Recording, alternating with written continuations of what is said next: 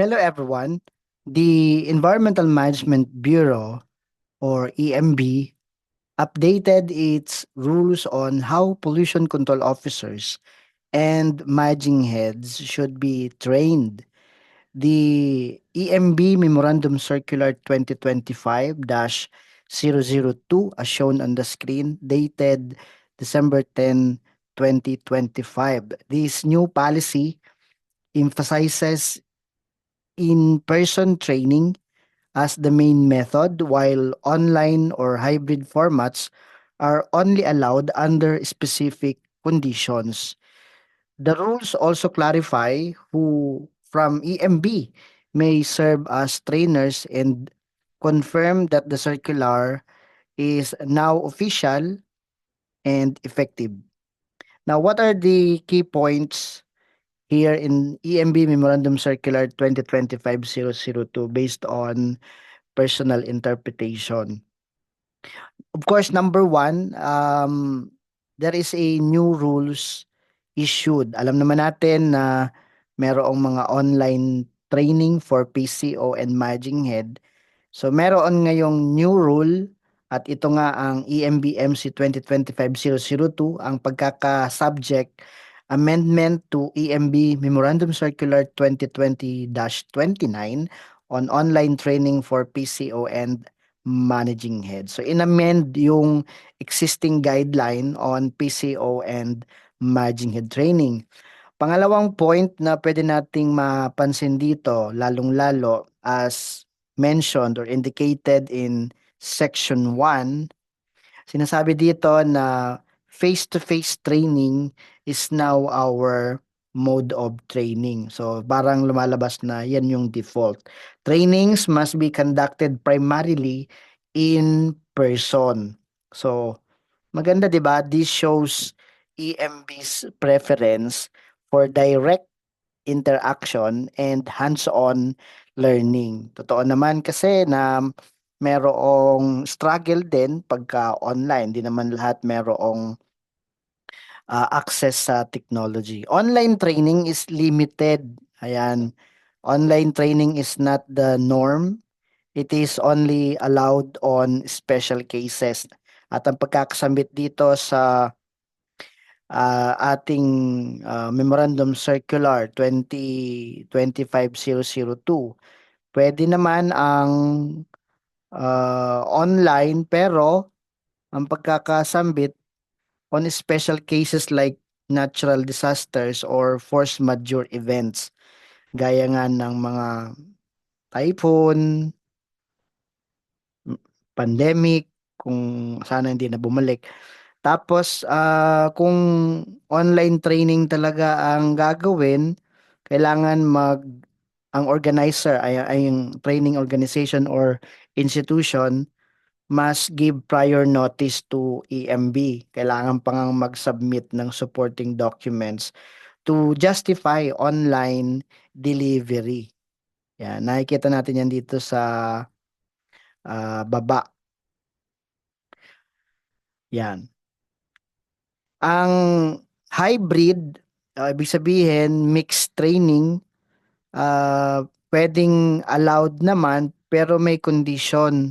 Kailangan laging may clear justification. Magko-comply ito sa requirement ng EMB. Kaya sa mga makikinig or a-attend ng PCO training and managing training, mas preferred po ang face-to-face na, hindi na 'tong mga online training. Pero limited 'yan, allowed 'yan with certain condition. Dito rin sa Memorandum Circular 2025-002, lalong-lalo sa Section 2, sinasambit din dito ang engagement ng EMB personnel as resource person.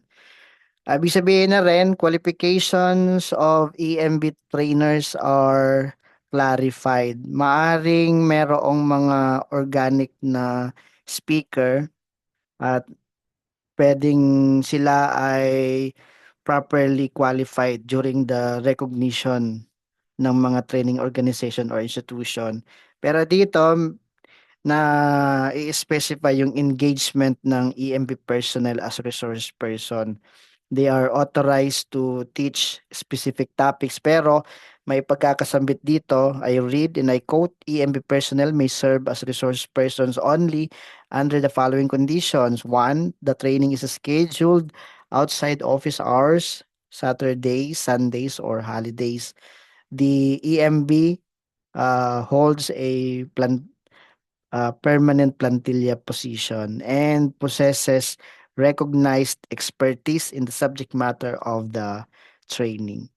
So ang circular na ito ay official and enforceable. Meron siyang effect sa lahat.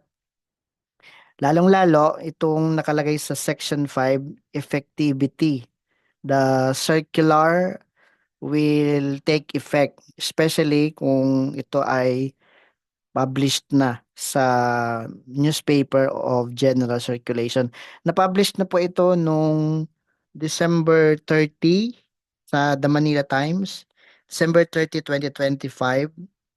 Registered na rin sa UP Law Center, ONAR, on January 7, 2026. So, yung circular nito ay the circular is valid at pwede itong take effect at ma-enforce na. Actually, meron na ring email sa mga training organization or institution na nire-revoke na yung online training. Ano po? Not necessarily yung may sinasabi nga na allowed pero limited pa rin. Limited na yung online under special condition pa. So, bakit it matters itong Memorandum Circular 2025-002 sa mga aspiring PCOs, sa mga managers? Kasi dapat ang mga companies and establishments must plan for face-to-face training. So hindi na maghahanap ng online. Ganon din ang mga training organization or training institution. Gagawa din ng mga plano na sa face-to-face training schedule. At kung meron mang online or hybrid setup, remember to provide strong justification and approval. Sa mga participant na makaka-experience ng unforeseen o yun ngang force majeure, magja-justify talaga sa training institution, training organization kung bakit online na lang ang kanyang attendance. Pero kailangan diyan ng strong justification and approval. So it matters itong Memorandum Circular 2025-002 doon sa mga online or hybrid setup kasi may sinambit dito sa Section 3, all training conducted in violation of this circular shall be deemed invalid and shall not be used for purposes of PCO accreditation. So both the participant and training institution, the training provider, must ensure na ma-meet yung standard na ito, yung policy na ito. Ang hirap dahil dito sa Section 3, effect of non-compliance, non-compliance may risk training disapproval or regulatory issues. Imagine mag-apply ka ng PCO accreditation, ipipresent mo yung certificate of completion ng certificate of PCO training or managing head training, tapos hindi matatanggap dahil nga invalid. Ano po? So make sure to review this Memorandum Circular 2025-002. Make sure to inquire mismo sa EMB, sa inyong mga concerned regional office, sa central office, kung ano po ang iba pang interpretation dito. At malaking tulong, it's proper na naging face-to-face na din yung ating training.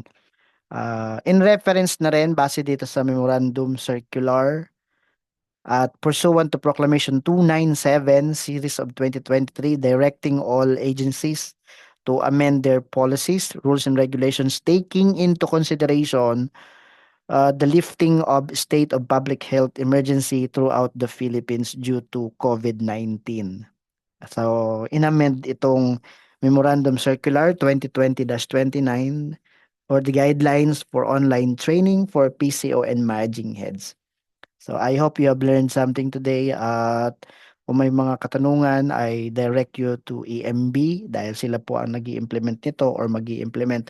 At saka you can ask question below kung ano pa ang pwede nating tutunan. Salamat po for time listening. Thank you everyone. Have a copy of this memorandum circular para pwede niyong i-review after viewing this video. If you think na nakatulong ang video na ito, please share, please like this video. Thank you very much and God bless us all.